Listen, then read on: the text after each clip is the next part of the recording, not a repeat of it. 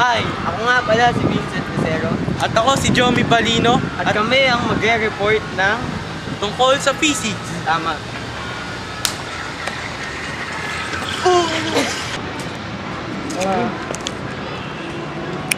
Magandang hapon, nandito tayo sa UST para mag-interview ng mga driver.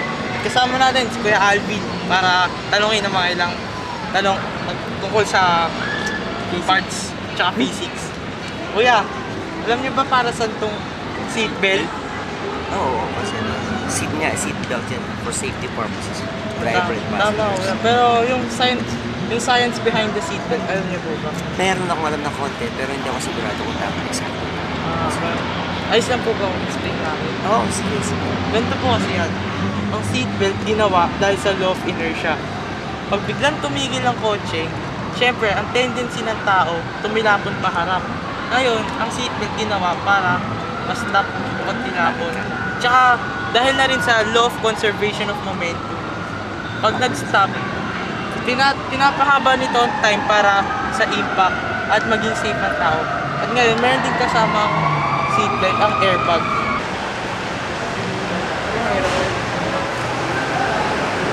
Good afternoon, nandito kami sa UST Car Park. Nandito kami para interviewin si Kuya Jerry. Kuya, ako nga pala si Vincent. Alam mo ba kung para saan itong mga guhit sa gulong na to? Para pag nag-brake ka, yan yung kakapit sa sa semento para hindi mag-slide. Para dito mo na. Oo. Kaya may guhit-guhit siya. Ano naman si Joey, kuya?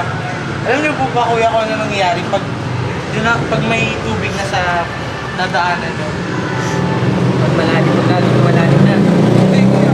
Umuulan, tapos nag-drive kayo sa engine. Dahan-dahan ng takbo. Takbo Para hindi magbibigil ang bila. Oh, tsaka kuya, yung butas, alam niyo ba kung anong ginagawa ng butas para sa tubig? Yung sa Sa gulong. Sa gulong. Ano lang, titingnan mo yung ng gulong mo kung paano yung magsukat ng tubig, ganun yan. Hindi, kasi ganito yan. Ang butas ng gulong, pag wabang umiikot yan, pumapasok yung tubig dun sa gitna-gitna ng butas. Tapos, nilalabas nila dito para makapit sa kapit. Kaya pag walang butas, di ba kuya, medyo matulas yun. Sige po. Sige kuya, salamat po.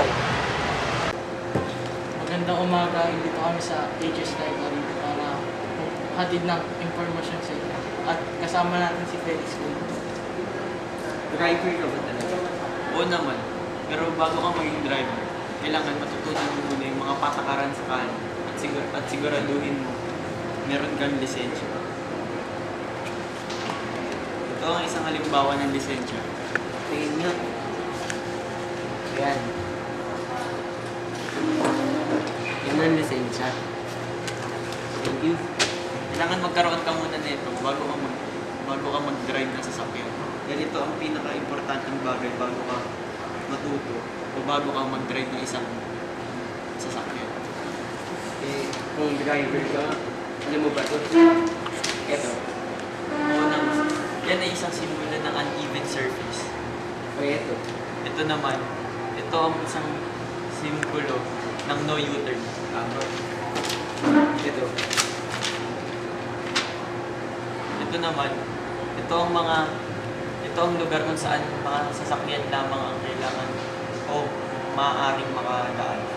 Ito naman, ito ang mga lugar kung saan pwede mo magamit ang iyong busina. Ito, alam mo ba ito?